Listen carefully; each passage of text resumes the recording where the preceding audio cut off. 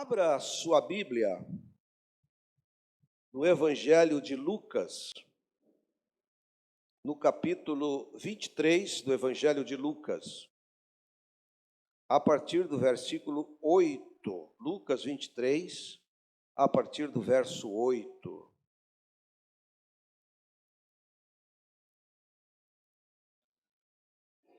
Esta noite eu quero falar, meditar com você a respeito de o reconciliador. E nós vamos começar esta conversa baseado nesse texto de Lucas, no capítulo 23. Diz assim a palavra de Deus: Herodes, vendo a Jesus, sobremaneira se alegrou, pois havia muito queria vê-lo, por ter ouvido falar a seu respeito, esperava também vê-lo fazer algum sinal. E de muitos modos o interrogava. Jesus, porém, nada lhe respondia. Os principais sacerdotes e os escribas ali presentes o acusavam com grande veemência. Mas Herodes, juntamente com os da sua guarda, tratou-o com desprezo e, escarnecendo dele, fê-lo vestir-se de um manto aparatoso e o devolveu a Pilatos. Naquele mesmo dia, Herodes e Pilatos se reconciliaram, pois antes viviam inimizados um com o outro. Deus, louvado seja o teu nome. Fala conosco, Pai, através da tua palavra, e tudo quanto o Senhor nos permitir falar aqui, nós queremos fazê-lo orientados e dirigidos pelo teu Espírito. Usa, Pai, as nossas vidas em completa submissão ao direcionamento do teu Espírito Santo. É o que nós rogamos em nome de Jesus. Amém. Muito bem. Esse texto de Lucas, capítulo 23, está envolvendo duas figuras de autoridades romanas na Palestina. São dois tetrarcas, Herodes, que era o tetrarca da Galileia, e Pilatos, o tetrarca da Judéia. Os romanos, eles tinham como prática,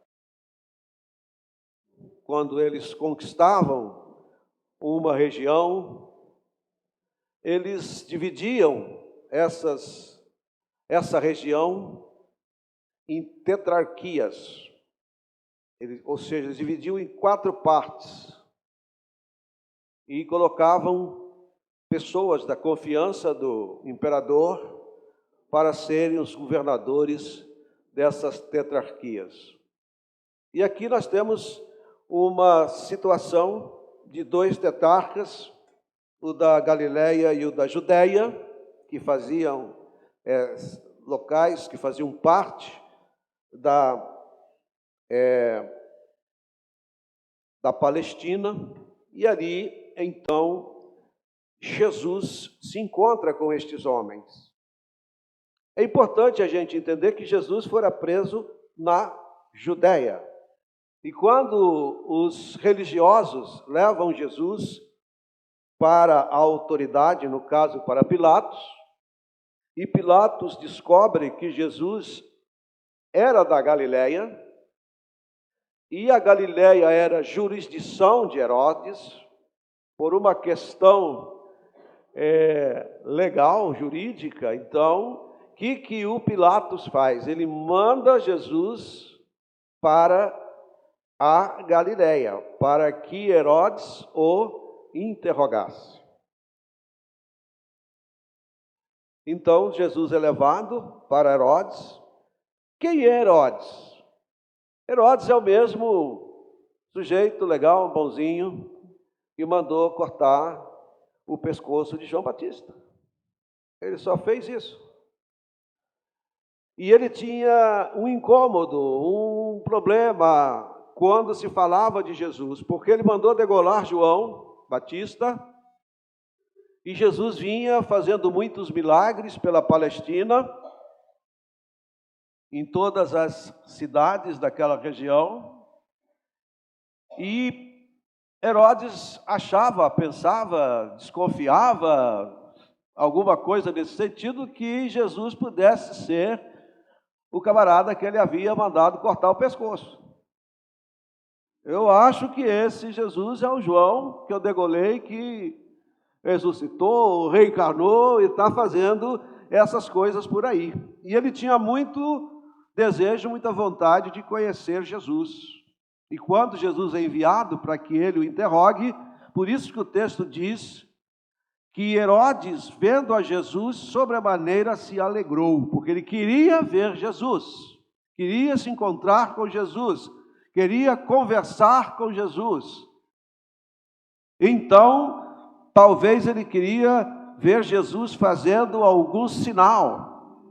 Diz o texto, esperava também vê-lo fazer algum sinal, algum milagre, para ver se ele realmente era essa pessoa milagrosa, essa pessoa de poder que ele tanto ouvia falar. Mas Jesus, usando o direito romano, o direito de permanecer calado, ele usa esse direito, permanece quieto, calado, não responde a nenhuma pergunta, e isso irrita o Herodes com o posicionamento de Jesus, e ele então, juntamente com os seus soldados e mais os sacerdotes, os religiosos que estavam querendo a condenação de Jesus, começam então a humilhar ao Senhor Jesus.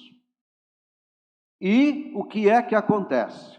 Quando Herodes despede Jesus e manda de volta para a Judéia, Herodes e Pilatos eram inimigos, tinham uma inimizade, e o texto não esclarece qual era a razão dessa inimizade, pode ser política, pode ser questões deles lá com os romanos, mas o bom, o legal disso é que o texto termina dizendo: naquele mesmo dia, Herodes e Pilatos se reconciliaram, pois antes viviam inimizados um com o outro.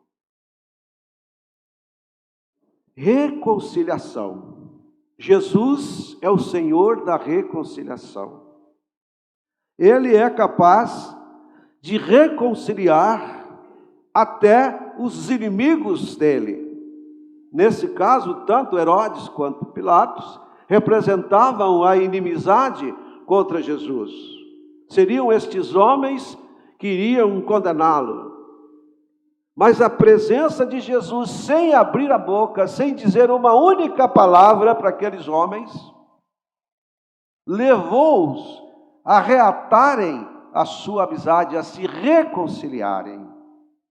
Porque o ministério de Jesus foi o ministério de reconciliação do homem com Deus e do homem consigo mesmo.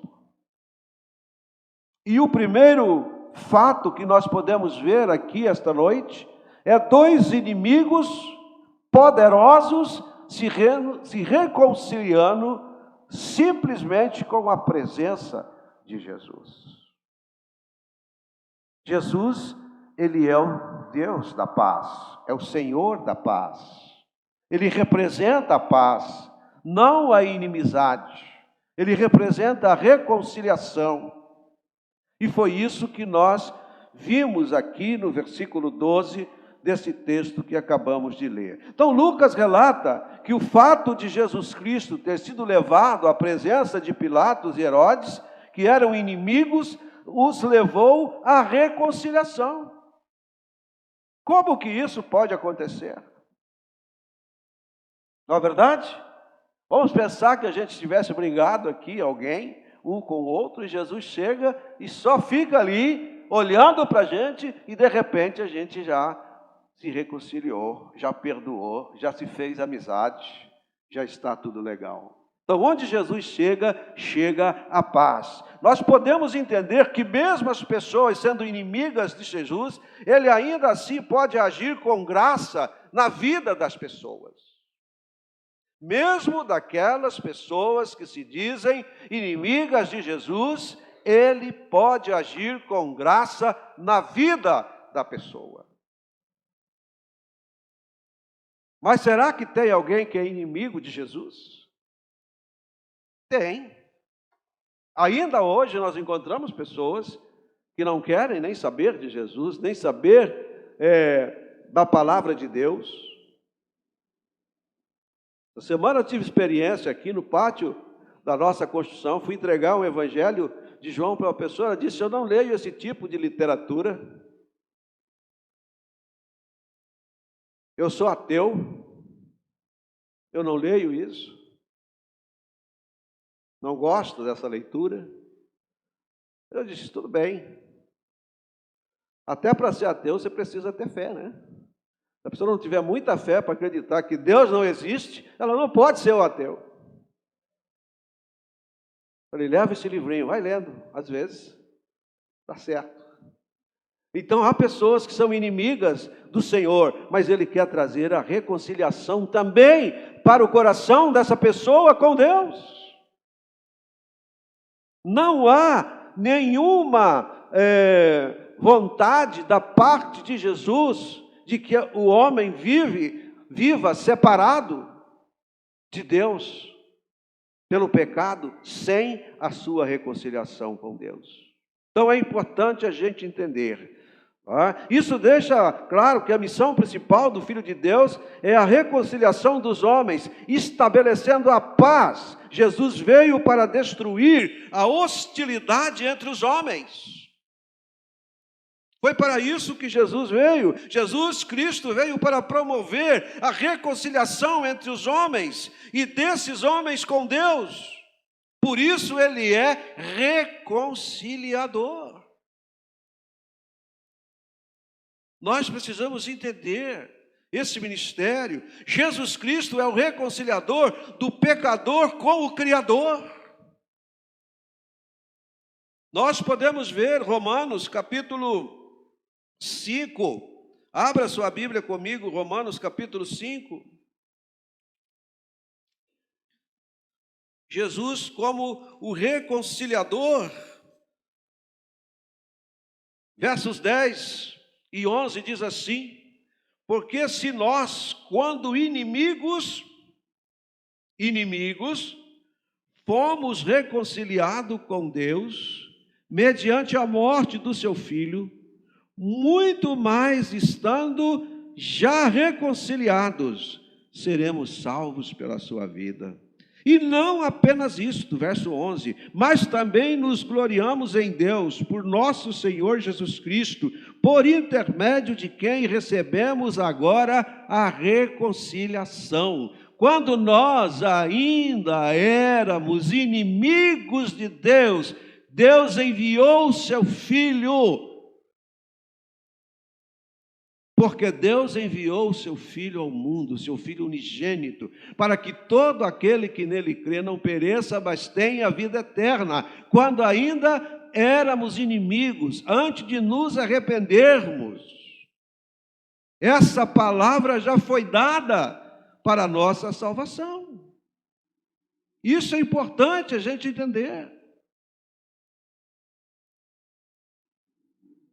Porque Cristo é o reconciliador do pecador com o Criador. É isso que Paulo está dizendo. O pecador reconciliado pelo sangue do Cordeiro de Deus, eles estarão salvos da ira de Deus. Estarão salvos da ira de Deus.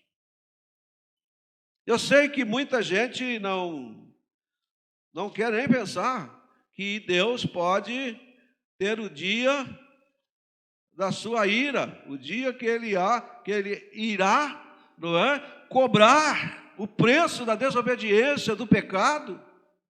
É isso que Paulo escreve no capítulo 2 de Efésios. O verso 5 vai dizer assim: estando nós mortos em nossos delitos, nos deu vida juntamente com Cristo, pela graça sois salvos. Nós estávamos mortos em nossos delitos, e Ele nos deu a vida, porque Deus, sendo rico em misericórdia, diz o verso 4, por causa do grande amor com que nos amou, Ele nos deu a vida por graça, pela graça sois salvos. Que maravilha, essa reconciliação. O capítulo 3 de Efésios, verso 5 também diz: o qual em outras gerações não foi dado a conhecer aos filhos dos homens, como agora foi revelado aos seus santos apóstolos e profetas no Espírito. Essa reconciliação é uma revelação na pessoa bendita de Jesus, que nós precisamos entender como de Deus para nós. É importante, o pecador reconciliado, ele vai experimentar a salvação em 3 dimensões, meus irmãos. Primeira é na questão passada, a justificação dos pecados, conforme está aqui em Romanos capítulo 5, verso 8 e 9. Vamos ver, Romanos 5, 8 e 9. Muito interessante a gente entender. Vai dizer assim: mas Deus prova o seu próprio amor para conosco, pelo fato de ter Cristo morrido por nós, sendo nós ainda pecadores. E às vezes você pode pensar: não, mas eu vou sim entregar minha vida, entregar meu coração, aceitar Jesus, servir a Deus, quando eu resolver todos os meus problemas, quando eu deixar de ser pecador. Deixa eu te avisar uma coisa: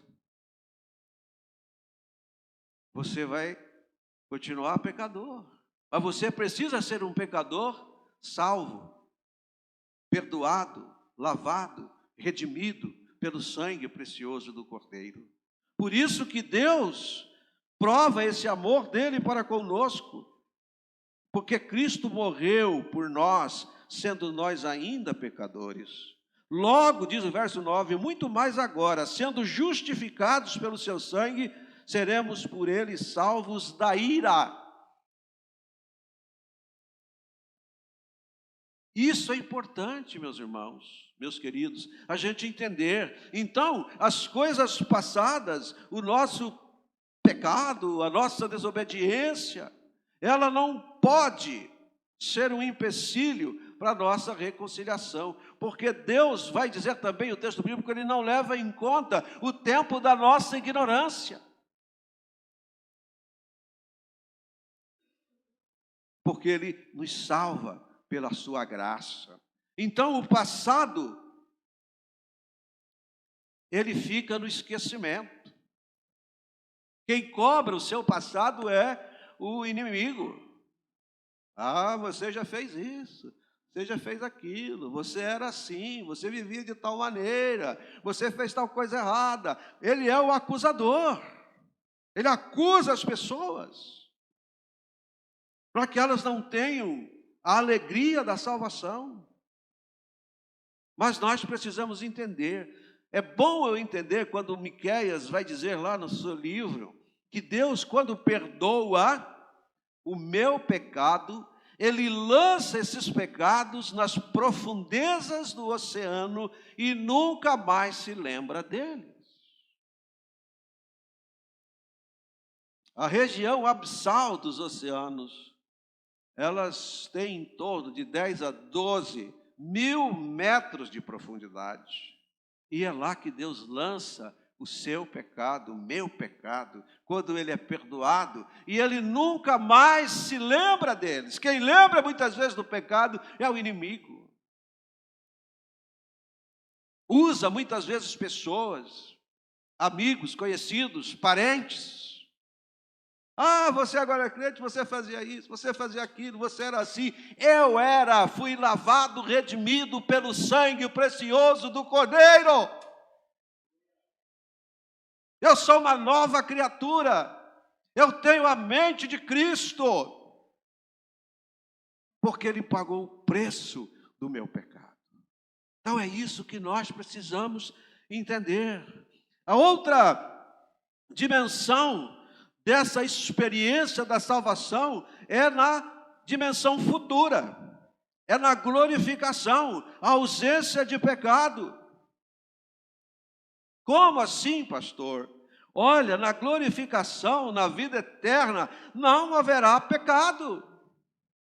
É o que a gente aprende e entende quando lemos a carta aos Romanos, principalmente o capítulo 15, que fala da vida transformada, da vida ressurreta. É isso, lá não haverá pecado. O livro do Apocalipse diz que não haverá choro, que não haverá dor, porque as coisas velhas já passaram. É uma nova vida, é um novo tempo, é uma nova história. Então, no futuro, eu preciso esperar essa glorificação. Assim como Jesus ressurreto, teve o seu corpo glorificado, subiu aos céus, está sentado à direita do Pai, aquele que é salvo também vai participar dessa glorificação, dessa vida sem pecado, dessa vida sem manchas, estará vestido com essa nova vestidura. É isso que nós precisamos esperar, por conta da reconciliação. A reconciliação tem esse objetivo para as nossas vidas. E é isso que Deus faz através do sacrifício de Jesus, nos reconciliando com Ele. E também a dimensão presente, o agora. Nós precisamos sim ser libertos do domínio do pecado. O grande vilão, o problema, a dificuldade que nós enfrentamos nesse tempo é o desafio do pecado. Não é à toa que o apóstolo Paulo vai dizer: o bem que eu quero fazer eu não faço, o mal que eu não quero, esse eu faço. Maldito homem que eu sou. Ele vai dizer que há uma guerra entre a carne e o espírito, uma guerra constante. Nós vivemos em meio a essa batalha, a essa luta, a esse tiroteio, vamos assim dizer, todos os dias. O pecado nos convidando, tentando as nossas forças, tentando tirar a nossa resistência. Tem até uma música que a gente canta aí que fala mais ou menos isso, né? Todo dia o pecado vem, não sei o quê, né? Eu não sei cantar, mas é mais ou menos assim. É isso mesmo, pastor Marcos? É? Todo dia o pecado vem e me chama, né? Aquela coisa toda. É isso. E nós precisamos estar resistente a isso. Irmãos, Deus não vai tirar você do mundo. Você tem que viver a sua vida, a sua santidade, a sua santificação aqui nesse mundo, enfrentando o pecado, as lutas. É desse jeito que nós vamos vencer. Mas nós precisamos estar firmados. Aqui na carta aos Romanos, capítulo 6, verso 22. Agora, porém, libertados do pecado, transformados em servos de Deus, tendo o vosso fruto para a santificação e, por fim, a vida eterna. Agora, libertados do pecado, transformados em servos de Deus, tendo o vosso fruto para a santificação. É essa vida que nós precisamos viver. Pastor, é fácil? Não é. Não é, irmão. A partir do momento que você acorda, e às vezes até dormindo você é tentado. O pecado te rodeia. Quer te pegar. O diabo, vosso adversário, anda ao teu redor, rugindo como leão, buscando a quem possa tragar. Ele não está fazendo isso com a pessoa que já está no mundo.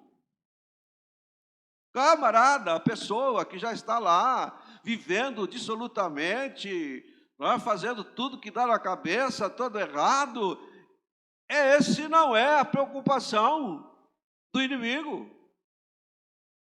Ele preocupa conosco, aqueles que estão querendo fazer a vontade de Deus. Por isso nós precisamos estar libertos do domínio do pecado. E como que você vai fazer isso? Orando, buscando a Deus, tirando tempo de oração, confessando tentações. Confesse a tentação para não confessar o pecado. Fala para Deus: Senhor, eu fui tentado nessa área da minha vida, nisso, naquilo. Eu quero que o Senhor me guarde, cuide, para que eu não caia. Confesse a tentação para você não precisar confessar o pecado depois. A tentação ainda não é o pecado. E a palavra de Deus me diz que nós não somos tentados além das nossas forças.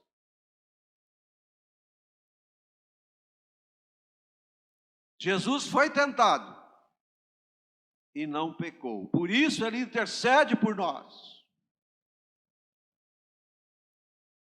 É desse jeito, irmãos. O reconciliado, ele é justificado quando ainda é inimigo de Deus, através da morte expiatória de Cristo na cruz. Jesus morreu para que você tenha a sua reconciliação, o carimbo do seu reconcerto com Deus. Jesus Cristo é o reconciliador de reconciliadores. Romanos, 2 Coríntios, capítulo 5. Vamos olhar aqui o que diz esse texto. 2 Coríntios, capítulo 5. Vai dizer assim, a partir do verso 18. Ora, tudo provém de Deus, que nos reconciliou consigo mesmo, por meio de Cristo, e nos deu o ministério da reconciliação. A saber, que Deus estava em Cristo, reconciliando consigo o mundo, não imputando aos homens as suas transgressões, e nos confiou a palavra da reconciliação. De sorte que somos embaixadores em nome de Cristo, como se Deus exortasse por nosso intermédio. Em nome de Cristo, pois rogamos que vos reconcilieis com Deus. Aquele que não conheceu o pecado, ele o fez pecado por nós, para que nele fôssemos feito justiça de Deus.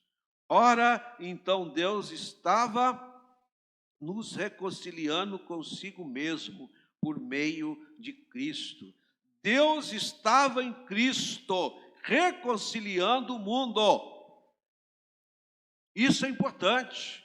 E ele me reconciliou para que eu me tornasse também um reconciliador. Ele reconciliou você para que você também se torne um reconciliador, uma reconciliadora de pessoas para com Deus. O verso 17 fala de uma nova criação como resultado. Romanos 5,17, segundo aos Coríntios 5,17, vai dizer exatamente isso. Assim, se alguém está em Cristo, nova criatura é. As coisas antigas já passaram, eis que se fizeram novas todas as coisas. Então, essa nova criatura, ela é reconciliada com Deus, uma nova criação, como resultado do ato poderoso, grandioso, gracioso de Deus através de Cristo. Eu quero aqui dar mais uma dica aos meus queridos alunos da Escola Bíblica Dominical. Você que estava na escola, nós estamos falando sobre um tema importante.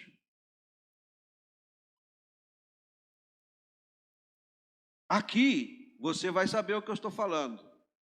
Deus estava em Cristo, reconciliando consigo o mundo. Entendeu? Deus estava em Cristo. Quando ele fala ao Filipe, ele pediu que se mostrasse o Pai. Ele disse: olha, eu estou aqui com você, há quanto tempo você não me vê?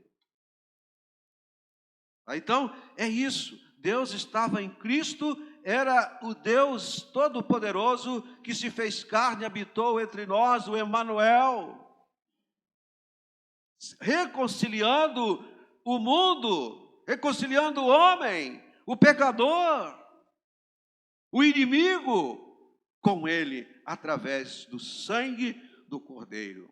E a partir do verso 18, Paulo vai apontar para nós, para o fato importante dessa nova criação de Deus em Cristo, que é a reconciliação. Deus nos reconciliou consigo mesmo. É interessante, irmãos, você entender que não é você que tomou a iniciativa. Porque se depender da gente, a gente não vai tomar a iniciativa. Mas é Deus, é o que João diz no capítulo 1 do seu Evangelho. No princípio era o Verbo, e o Verbo era Deus, e o Verbo estava com Deus. E o Verbo se fez carne e habitou entre nós, cheio de graça. Então a iniciativa foi de Deus. Ele tomou a iniciativa de vir estar aqui conosco, nos reconciliando com Ele mesmo. Que coisa maravilhosa quando você consegue entender isso, né? Sem Cristo, o homem está separado de Deus, condenado à morte eterna, sem esperança de entrar na vida eterna, sem esperança de santidade para estar vivendo com Deus. Deus, Ele nos encarregou, Ele nos deu o ministério, a palavra da reconciliação, e foi a providência de Deus para que nós fôssemos, então, proclamadores aos homens dessa reconciliação. E sabe o que tem acontecido? Nós não temos sido embaixadores. Nós não temos muitas vezes proclamado. Pessoas estão morrendo todos os dias ao nosso lado, na nossa vizinhança, na nossa família, sem conhecer o amor de Deus, porque nós não estamos proclamando a reconciliação. Isso depende de nós, irmãos.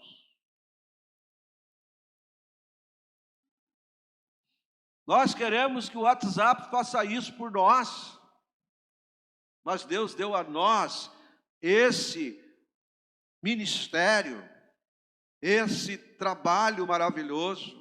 Paulo, ele ressalta o fato de ter recebido esse privilégio maravilhoso de cooperar com Deus na obra da reconciliação.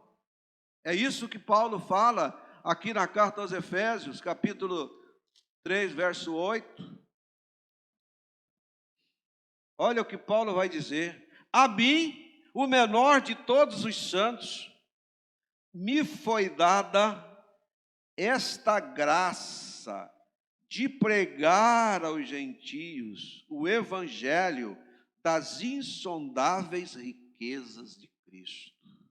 Meu irmão, Deus deu a mim e a você também esse privilégio de pregar o evangelho das insondáveis riquezas de Cristo. E nós estamos muitas vezes negligenciando isso, não fazendo, não falando, negando às pessoas a salvação.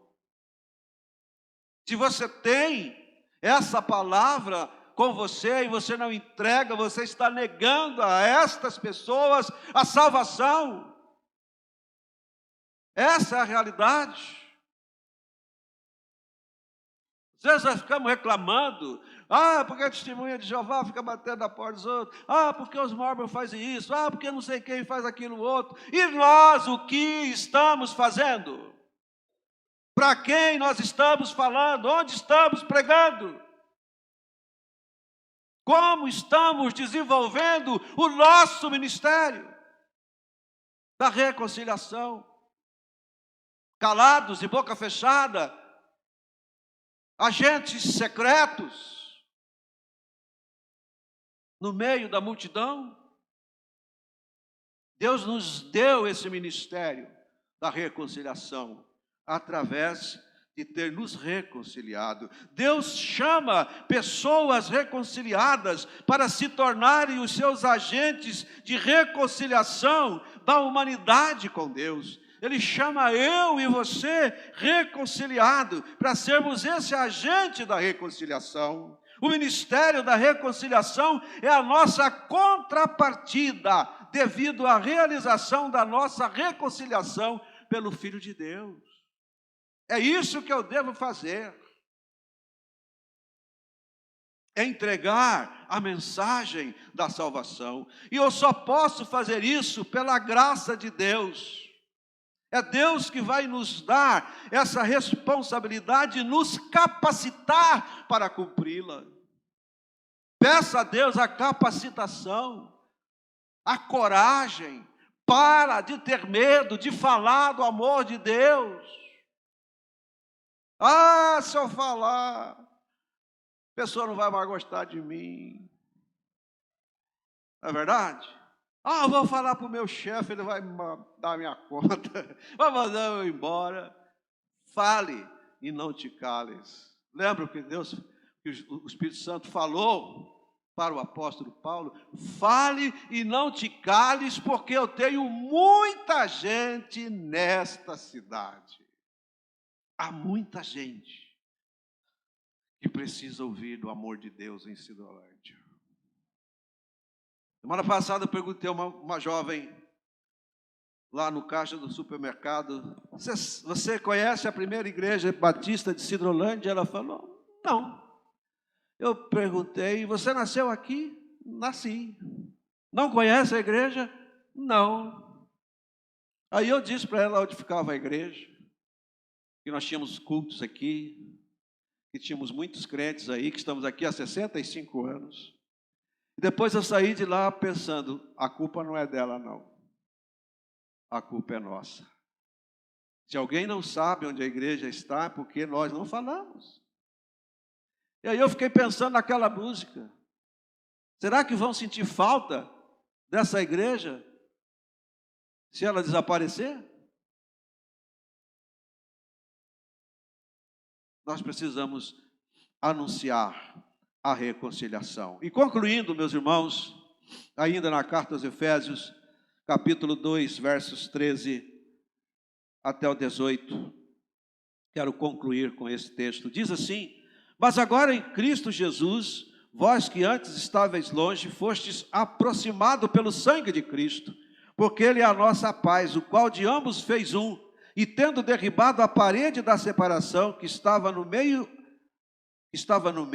a inimizade, aboliu na sua carne a lei dos mandamentos na forma de ordenanças, para que dos dois criasse em si mesmo um novo homem, fazendo a paz, e reconciliasse ambos em um só corpo com Deus, por intermédio da cruz, destruindo por ela a inimizade. Porque, inimizade vindo, evangelizou paz a vós outros que estavas longe, e também aos que estavam perto, porque por ele ambos temos acesso ao Pai em um Espírito. Olha só, o sangue precioso de Jesus trouxe para perto de Deus aqueles que estavam longe. No Antigo Testamento, nós podemos ver Yahvé, o Deus Todo-Poderoso. Ele tinha a sua morada lá no tabernáculo, por muito tempo no tabernáculo, depois no templo construído por Salomão. E as pessoas que tinham acesso a esse tabernáculo ou ao templo eram as pessoas denominadas pela lei, gentios, os que não eram dos judeus, não tinham acesso, estavam longe. As nossas crianças estão estudando aí sobre o tabernáculo ali no culto infantil. Então, o tabernáculo ele tinha uma cerca, tinha um pátio dentro dessa cerca, tinha o lugar do sacrifício, tinha o lugar santo, tinha o santo dos santos. Do lado de fora da cerca ficavam os gentios, eles não podiam ultrapassar a cerca. Do lado de dentro da cerca, os judeus, mulheres. No lugar santo entravam alguns levitas e no santo dos santos só o sumo sacerdote. Então havia gente que estava de fora, pessoas que estavam longe. Mas Jesus, ele vem, quando ele diz que derrubou a parede de inimizade, ele derrubou o muro que separava, e agora todos podem ser reconciliados, todos têm acesso ao Pai, através da reconciliação, pelo sangue derramado do Cordeiro. Não há mais limitação, não há mais barreira de separação, porque isso foi derrubado na cruz do Calvário. Hoje todos têm acesso ao Senhor, você só precisa tomar a sua decisão. Jesus Cristo, então, através da reconciliação, ele derrubou a parede de separação que havia entre Deus e os homens. Isso está no versículo 14, porque ele é a nossa paz, o qual de ambos fez um, e tendo derrubado a parede da separação que estava no meio, a inimizade, havia inimizade entre Deus e o homem, entre o pecador e o Salvador. Mas agora, com a reconciliação feita na cruz, com o sangue derramado, o sangue do Cordeiro, a expiação do pecado, nós temos acesso a essa vida, a vida que está em Jesus.